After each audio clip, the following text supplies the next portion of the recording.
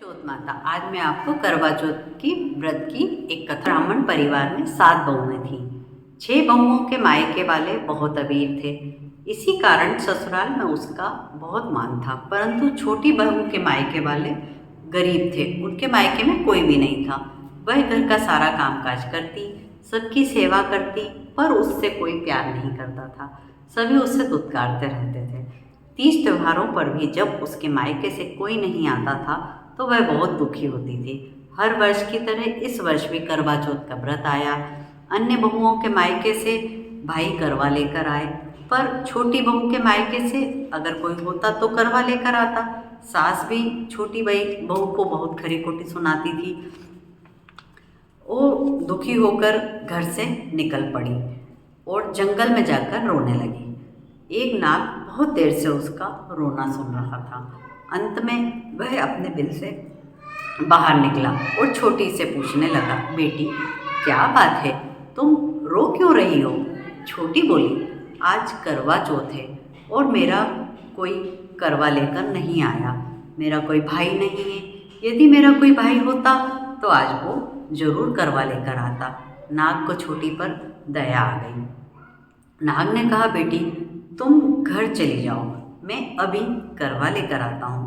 थोड़ी देर बाद नाग अपनी ससुराल जा पहुँचा।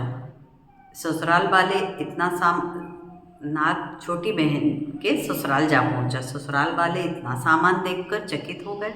सास भी प्रसन्न हो गई। सास ने प्रसन्न मन से छोटी को नाग देवता के साथ भेज दिया। नाग देवता ने छोटी को अपना महल दिखाया और कहा, जितने दिन चाहो आराम से रहो, मन चाहा खाओ, मन चाहा पहनो, मगर एक बात याद रखना कि सामने रखी नाद कभी मत खोलना। छोटी सारा समय महल में आराम से काटती। नाद के बारे में उसकी उत्सुकता बढ़ती चली गई। एक दिन जब घर में कोई नहीं था, उसने नाद को उठाकर देखा तो हजारों छोटे सांप के बच्चे इधर उधर रेंगने लगे।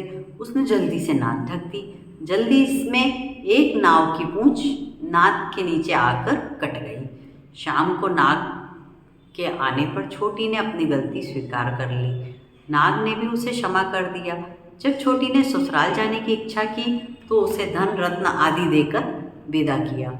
छोटी को ससुराल में अब उसकी बड़ी इज्जत होने लगी। उधर जिस सांप की पूंछ कटी थी उसे सब बंडा कहकर तंग करने लगे।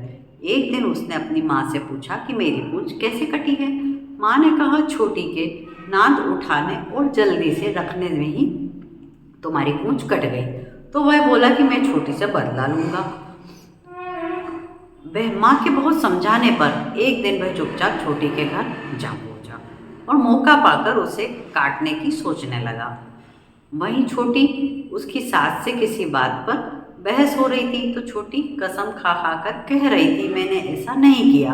वे कह रही थी कि मुझे बंडा भैया से प्यारा कोई नहीं है, उन्हीं की कसम खाकर कहती हूँ, मैंने ऐसा नहीं किया।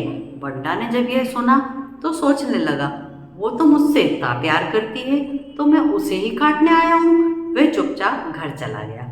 माँ ने पूछा, ले आए बहन से बदला? तो वह कहने लगा, माँ बहन से कैसा बदला?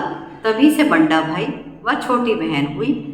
अब भाई प्रतिवर्ष चौथ के दिन बहन के यहाँ करवा लेकर जाता है और बड़े प्यार से बहन करवा चौथ का व्रत करती है। जय चौथ माता। अब हम गणेश जी की आरती करते हैं। जय गणेश जय गणेश जय गणेश देवा, माता जाकी पार्वती पिता महादेवा। एक दंत दयावंत चार भुजाधारी, मस्तक सिंदूर सोहे मूसे की सवारी। अंधन को आँख देत कोड़ेन को काया, बांझन को पुत्र देत निर्धन को माया। जय गणेश जय गणेश जय गणेश देवा, माता जाकी पार्वती पिता महादेवा। लड्डून को भोग लगे संत करे सेवा, पान चढ़े फूल चढ़े और चढ़े मेवा। अंधन को आँख देत कोड़ेन को काया, बांझन को पुत्र देत निर्धन को माया।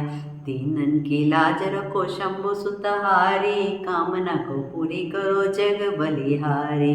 जय गणेश जय गणेश जय गणेश देवा, माता जाकी पार्वती पिता महादेवा, सूर श्याम शरण आए सफल कीज सेवा। जय गणेश जय गणेश जय गणेश देवा। बोलो गणपति जी महाराज की जय, करवा माता की जय, महादेव की जय, मनकामेश्वर महादेव की जय, गौरी मैया की जय, राधे कृष्ण भगवान की जय, हनुमान जी महाराज की जय। बोलो सब संतन की जय। जय सिया राम।